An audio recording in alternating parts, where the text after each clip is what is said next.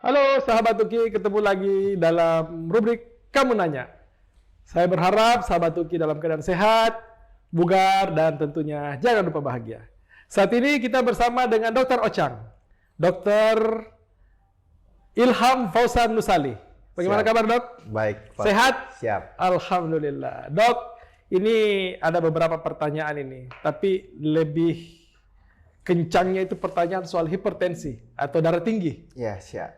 Ini apa ini maksud darah tinggi? Apakah darahnya tinggi, jadi orang jadi cepat marah? Apa itu yang dimaksud atau bagaimana, Dok?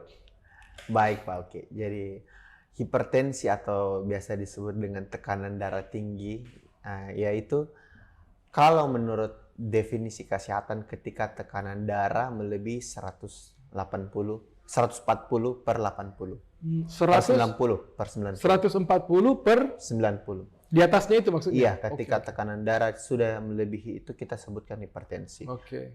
Dan setelah dilakukan 2 kali pengukuran. Jadi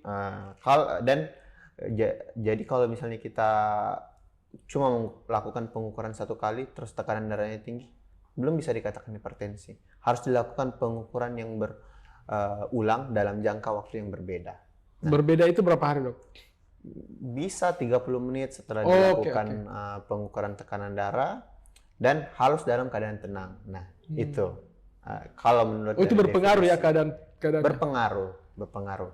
Nah, hipertensi ini seperti yang pembahasan sebelumnya kita sudah jelaskan bahwa ini merupakan penyakit pembunuh paling dahsyat. Karena dia tidak memiliki gejala yang signifikan.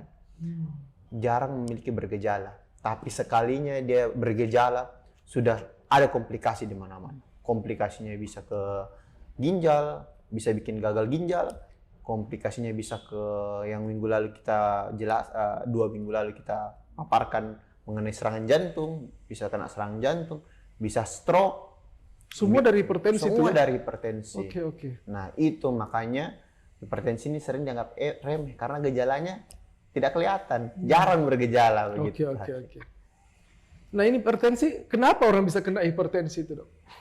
Kalau kenapa bisa terkena hipertensi ini? Pertama itu karena semakin kita bertumbuhnya usia, semakin kita tua, otomatis akan terjadi namanya kekakuan dari pembuluh-pembuluh darah di sekitarnya kita. Jadi peningkatan tekanan darah pada manusia itu normal. Karena semakin kaku pembuluh darahnya, tensi juga bisa semakin tinggi. Nah, itu pertama merupakan suatu proses yang fisiologis peningkatan tekanan darah itu. Nah, yang kedua itu bisa disebabkan karena mengkonsumsi terlalu banyak makanan-makanan yang mengandung garam.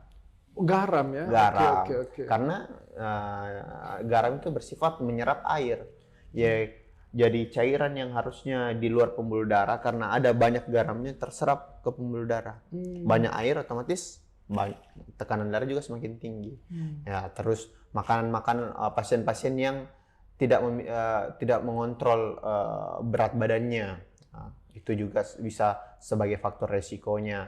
Kemudian yang kurang beraktivitas, yang kurang bergerak, serta pasien-pasien yang yaitu bisa saya ada penyakit-penyakit lainnya, kolesterol atau penyakit-penyakit yang dapat menyebabkan hipertensi lainnya seperti itu, Pak. Oke. Kalau orang terkena hipertensi atau darah tinggi nih, apa tanda-tandanya yang kelihatan? Nah, ini Tidak ada tanda-tanda kelihatan. jarang kelihatan tanda-tandanya. Itu yang berbahaya. Namun biasanya kalau biasanya gejala-gejala yang sering didapatkan itu seperti pernah kita rasa tiba-tiba tungkup kayak merasa tegang. Oh iya, itu. kalau habis makan coto biasanya Habis tegang makan itu. coto, Oh, itu bisa sebagai gejala. Sakit kepala, Oke. sakit kepala. Kemudian kalau misalnya tiba-tiba terlalu tinggi tekanannya, bisa juga tiba-tiba pandangan kabur, bisa pingsan. Oke. Namun itu tidak menutup kemungkinan ketika tidak bergejala bukan hipertensi. Makanya itu tadi, Pak Oki. Hipertensi ini jarang bergejala, tapi sekalinya bergejala sudah parah. Berarti kita harus selalu memeriksakan hipertensi. Betul itu, Pak Oki. Jadi Berapa kali sebulan kita harus periksa ini? Sekali sebulan atau berapa kali sebulan? supaya kita terhindar dan cepat tahu lah kalau kena hipertensi, Ya kita darah bisa, tinggi. bisa kita lakukan pemeriksaan rutin secara mandiri. Tanpa bantuan tenaga medis pun sebenarnya kita sudah bisa periksa tekanan darah, atau kita beli alat-alat elektrode tekanan darah tinggi. Sekarang kan tekanan pengukur tekanan darah itu kan tidak terlalu mahal. Bisa 2 minggu atau 4 minggu sekali bisa Diperiksakan. Iya.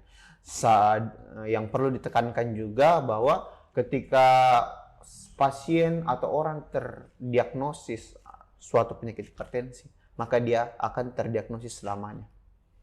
Jadi ketika orang sudah satu kali kena hipertensi, selamanya dia terkena hipertensi. Walaupun tekanan darahnya sudah 120, sudah normal, tetap dibilang hipertensi. Karena bisa tiba-tiba kena begitu atau Karena naik. ketika dia berhenti minum obat, bisa yang awalnya tekanan darahnya 140, turun ke 120, dia berhenti minum obat, dia tidak rajin, bisa langsung naik 180, 160.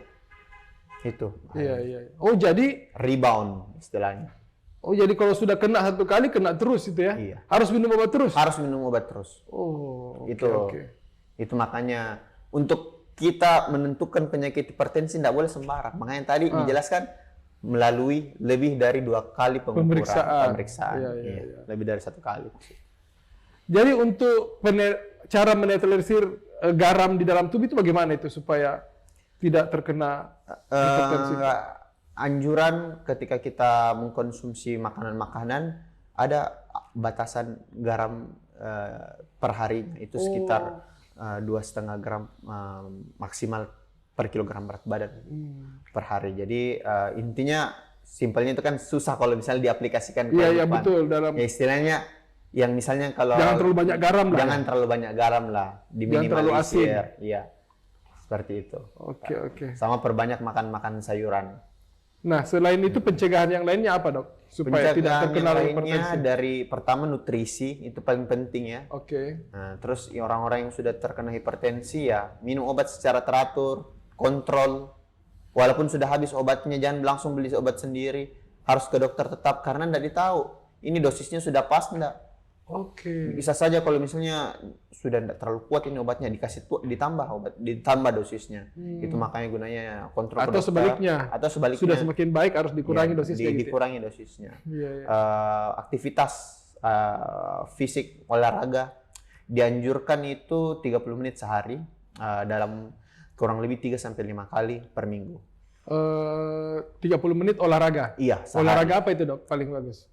Low intensity exercise atau yang tidak terlalu memaksakan, ya jogging sambil jalan kaki itu sudah bukan yang menggunakan tenaga kuat mungkin. Iya. Itu low intensity exercise yang dimaksud. Ya dalam seminggu 100 sampai 120 menit itu sudah cukup. Iya. Ada juga hitungannya, ada teman saya dulu, senior saya lah sebut dia. Sehari itu dia hitung langkah. Langkahnya itu minimal 10.000 dia langkahnya. Ada alatnya. Jadi kalau misalnya kita lagi rapat, dia keluar sebentar izin. Ternyata dia jalan. Bolak-balik jalan.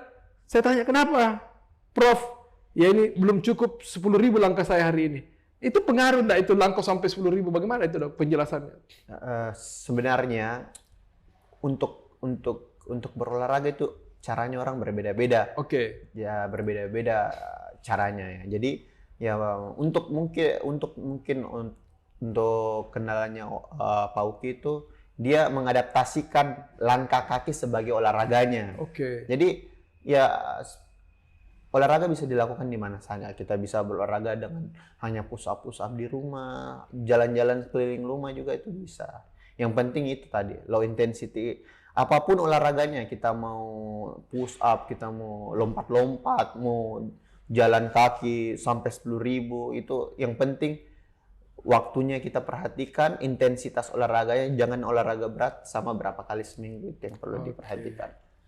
Yang terakhir, Dokter Ocang, kalau misalnya orang sudah terkena darah tinggi, Iya. kan harus minum obat tiap hari. Itu ada enggak kayak tiba-tiba jantung tiba-tiba berhenti atau apa? Kalau dia ini pengaruhnya apa? Yang kerasnya kalau orang kena hipertensi. Hipertensi, komplikasinya ya, Iya. itu, penyebab ya yang paling sering tekanan darah itu bisa menyebabkan penyakit-penyakit makro dan mikrovaskular. Apa itu makro dan mikrovaskular? Seperti penyakit-penyakit yang tadi, bisa kena stroke, bisa kena jantung, bisa kena penyakit-penyakit pembuluh darah, bisa kena ada namanya penyakit mata, retinopathy of hypertensi.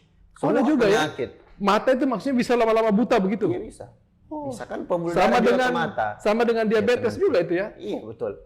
Semua, makanya itu tadi bilang hipertensi. Kalau hipertensinya sendiri memang enggak bagaimana, tapi hipertensi ini yang bisa menyebabkan semua penyakit komplikasi dari hipertensi. Mirip diabetes berarti ya? Iya. DM dan hipertensi ini memang dua penyakit paling membunuh. Karena itu nggak kelihatan gejalanya, tiba-tiba langsung parah begitu. Terima kasih Dr. Ocang atas penjelasannya hari ini. Terima kasih sahabat Tuki, kita sudah mendapatkan pencerahan dari Dr. Ocang. Sampai ketemu dalam rubrik Kamu Nanya berikutnya. Terima kasih Dr. Ocang. Thank you.